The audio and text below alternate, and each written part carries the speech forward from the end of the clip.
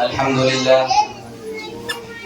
لله وكفى وسلام على عباده الذين اصطفى اما بعد.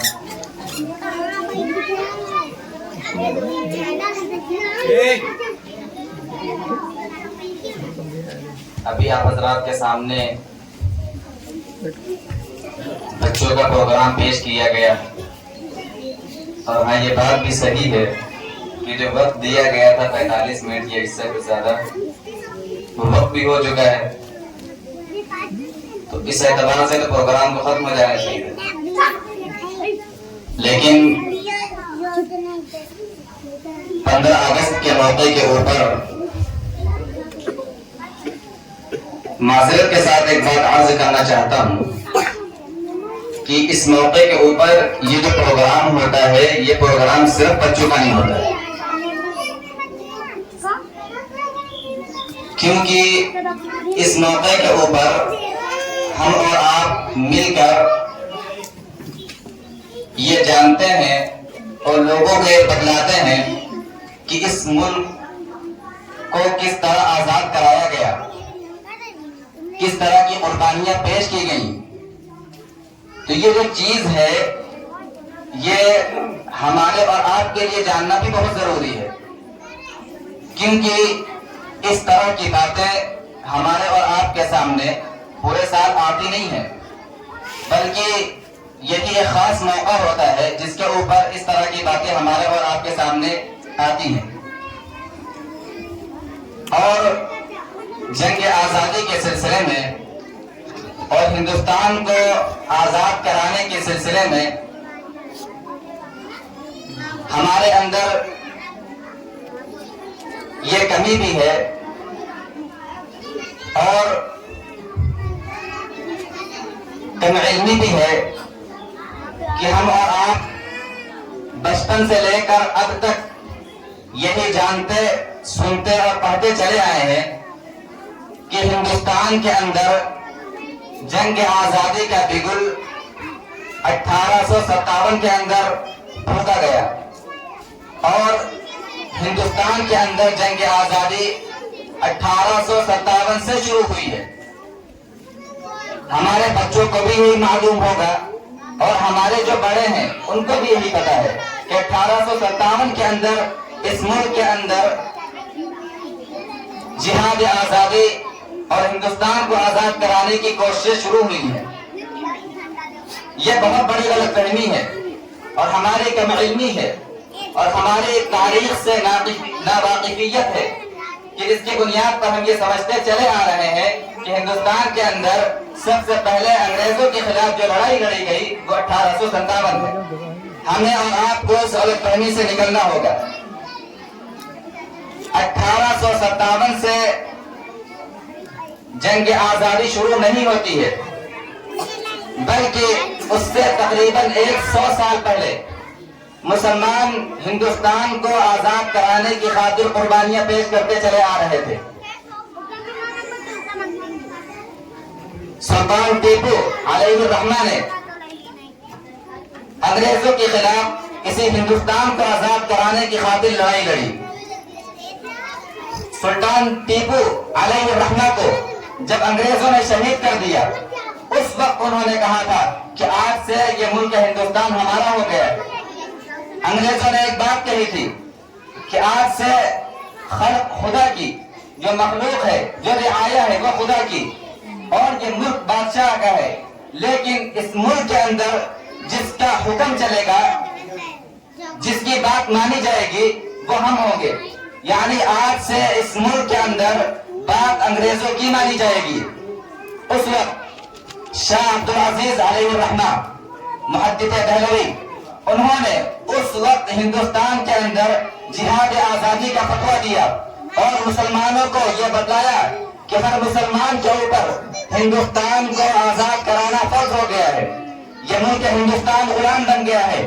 آج سے اس ہندوستان کو آزاد کرانا ہر مسلمان کے لیے فرض ہے اور ہر مسلمان کی ذمہ داری ہے وہ اس بات کو لازم سمجھے کہ وہ اس ملک ہندوستان کو آزاد کرائے.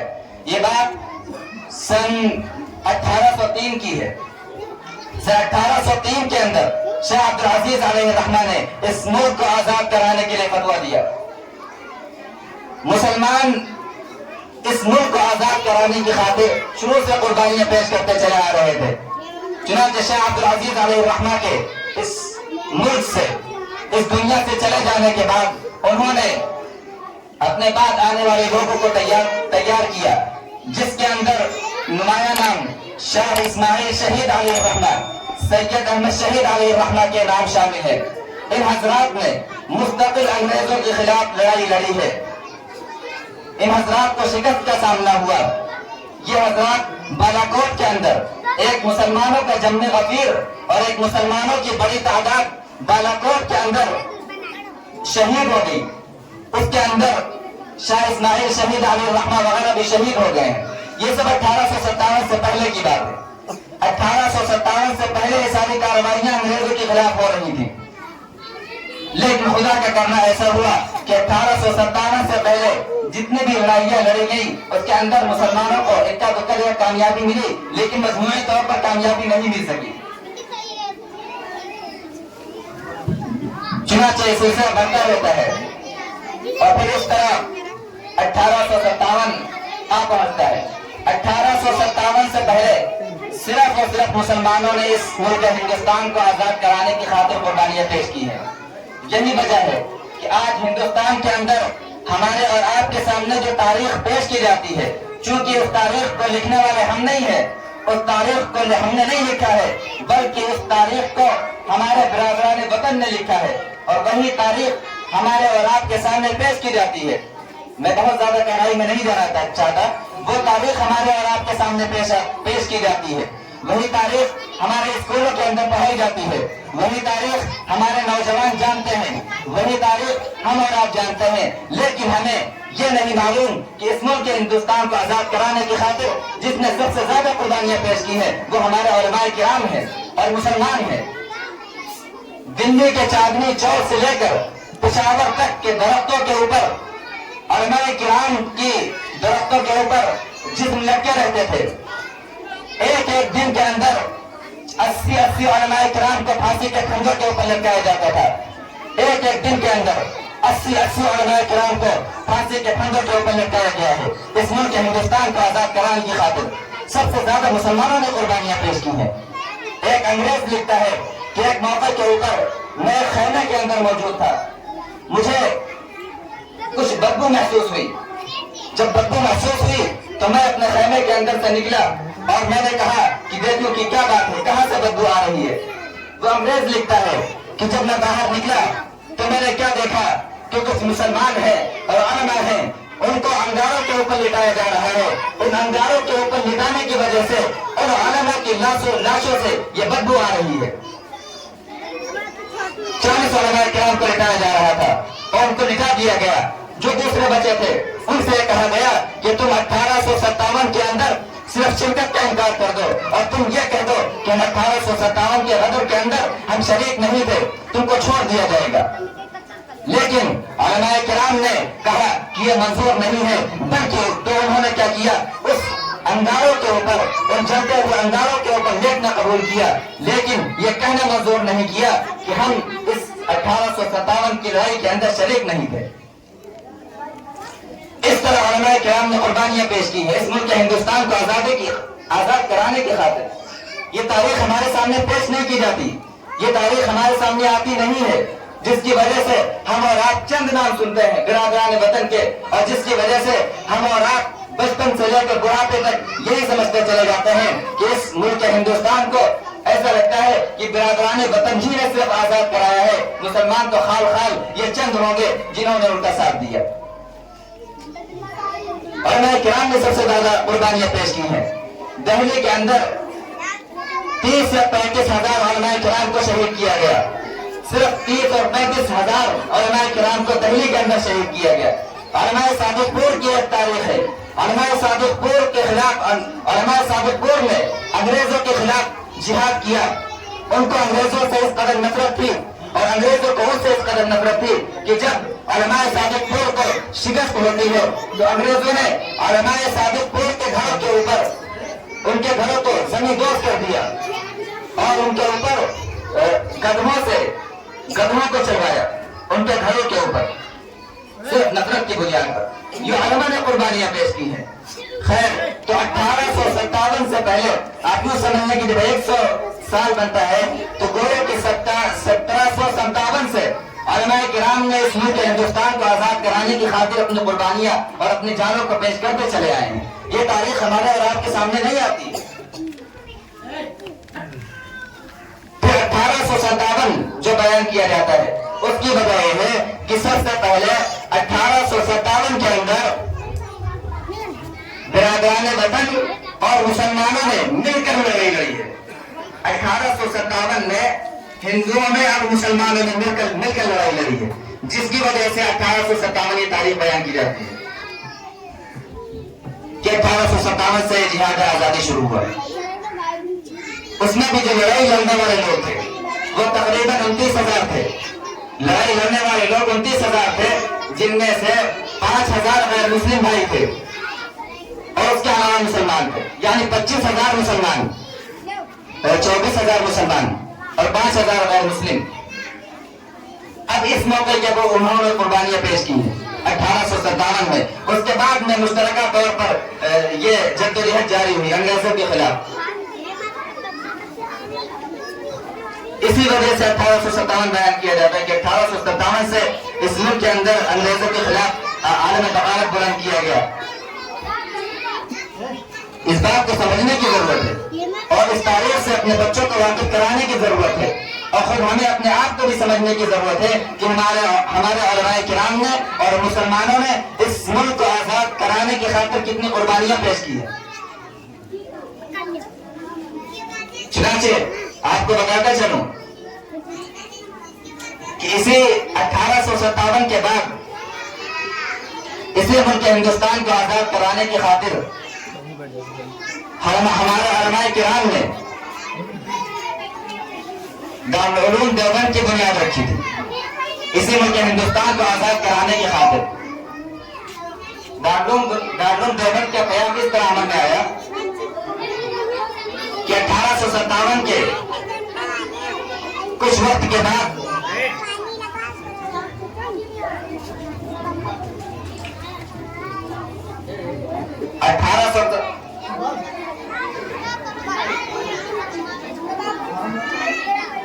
1857 کے بعد جب ایک معافی کا اعلان آیا اور مسلمانوں کو رہا کیا گیا اور علماء کرام کو رہا کیا گیا, تو انہوں نے انگریزوں کی ایک اور چال دیکھی. انگریزوں نے مسلمانوں کے خلاف ایک دوسری چال چلی. وہ یہ تھی کہ جو علماء کرام یا جو مسلمان یہاں شہید ہو چکے تھے, انگریز ان کے گھروں کے اوپر گئے, ان کے پاس گئے اور انہوں نے یہ کہا کہ ہم آپ کے بچوں کو مفت تعلیم دیں گے, مفت کھلائیں گے, مفت میں پلائیں گے, کھانا کپڑا سب کچھ مفت میں دیں گے.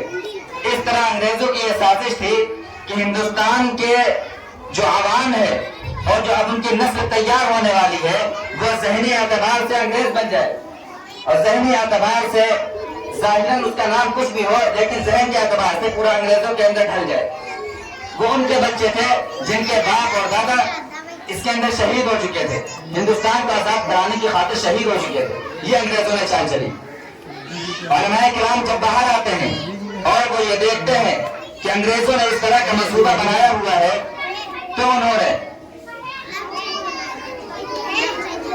جمع ہو کر اور بیٹھ کر یہ بات طے کی کہ اب کوئی ایسا لائحہ عمل تیار کیا جائے کہ جس کے ذریعے ہم مسلمانوں کے بچوں کو اکٹھا کر سکیں اور ان کو تعلیم وغیرہ دیں. چنانچہ علماء کرام نے یہ طے کیا کہ اب ہم یہ کرتے ہیں کہ تمام گھروں کے اندر مسلمانوں کے پاس جا کر یہ بتائیں کہ ہم بھی مفت میں تعلیم دیں گے, مفت میں کھلائیں گے, مفت میں کھانا اور کپڑا دیں گے. وہ علماء کرام کہ جن کے پاس کھانے کے بھی کچھ نہیں ہے, اگر صبح ہے تو شام کو نہیں ہے, شام کو کھانے کا کچھ ہوتا ہے تو صبح نہیں ہے, لیکن انہوں نے اس کے بعد یہ اعلان کیا کہ اگر آپ کو اپنے آپ کو بچانا ہے اور اپنی آنے والی نسل کو بچانا ہے تو آپ کو یہ کرنا پڑے گا کہ ان بچوں کی ذمہ داریاں کچھ سمجھیں اور ان کے لیے کچھ انتظامات کریں جس کے ذریعے سے ہم ان کو تیار کر سکیں.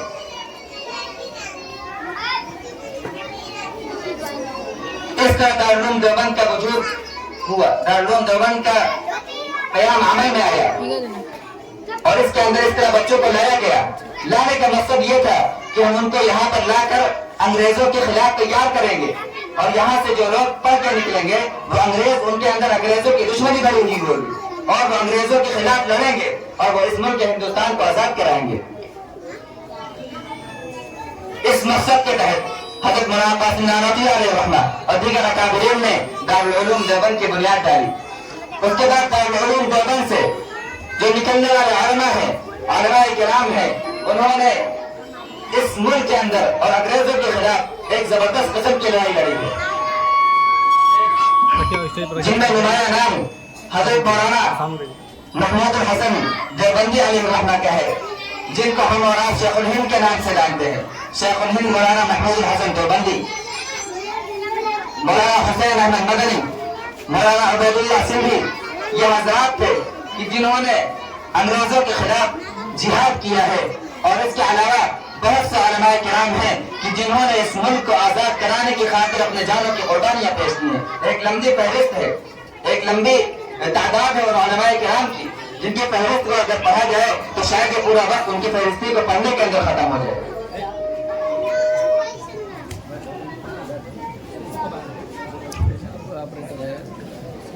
حضرت مولانا شیخ الہند دیوبندی علیہ الرحمہ، ان کے شاگرد مولانا حسین احمد مدنی علیہ الرحمہ، اسی ہندوستان کو آزاد کرانے کی خاطر شیخ الہند کو مالٹا کی جیل کے اندر جانا پڑا۔ اس کے اندر شیخ الاسلام بھی ساتھ ساتھ میں رہے ہیں۔ حضرت مولانا شیخ الہند علیہ الرحمہ نے اس ہندوستان کو آزاد کرانے کی خاطر تحریک ریشمی رومال بھی چلائی،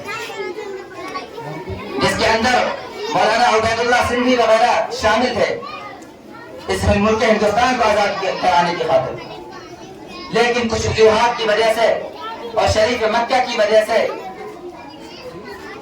اس تحریک کا راز فاش ہو گیا اور یہ تحریک پتہ چل گئی، جس کی وجہ سے شیخ الہند کو گرفتار کر کے مالٹا کی جیل کے اندر ڈال دیا گیا۔ اس طرح علماء کرام نے اس کے لیے قربانیاں پیش کی ہیں اور مسلمانوں نے اس کے لیے قربانیاں پیش کی ہیں، جو تاریخ ہمارے اولاد کے سامنے آتی نہیں ہے۔ صرف چند نام آتے ہیں، شہید اشفاق اللہ خان یا اس کے علاوہ چند مولانا فضل حق خیر آبادی یا مولانا ابوالکلام آزاد وغیرہ چند نام آ جاتے ہیں۔ ایک بڑی تعداد ہے حضرت مولانا سید اسماعیل شہید علیہ الرحمہ، سید احمد شہید علیہ الرحمہ، شاہ عبدالعزیز علیہ الرحمہ، حضرت حاجی امداد اللہ صاحب مہاجر مکی، حضرت مولانا قاسم نانوتوی علیہ الرحمہ، حضرت مولانا رشید احمد گنگوہی علیہ الرحمہ، حضرت شیخ الاسلام مولانا حسین احمد مدنی علیہ الرحمہ، مولانا عبید اللہ سندھی علیہ الرحمہ، یہ تمام اکابرین ہیں کہ جنہوں نے اس ملک کو آزاد کرانے کی خاطر اپنی قربانیاں پیش کی۔ لیکن آج ہم اور آپ اور ہمارے بچے بھی اس تاریخ سے ناواقف ہیں۔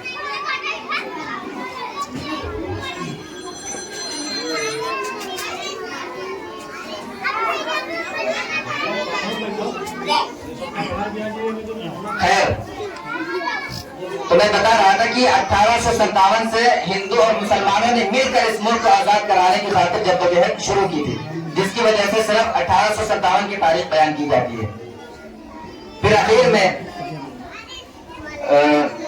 1947 کے آتے آتے جب یہ محسوس ہونے لگا کہ ملک ہندوستان آزاد ہونے والا ہے، تو اس وقت بھی علماء کرام نے کس قدر قربانیاں پیش کی ہیں۔ اس وقت پاکستان کا مسئلہ بچھڑ گیا تھا اور ایسا احساس ہونے لگا تھا کہ ایک ملک اور بننے والا ہے۔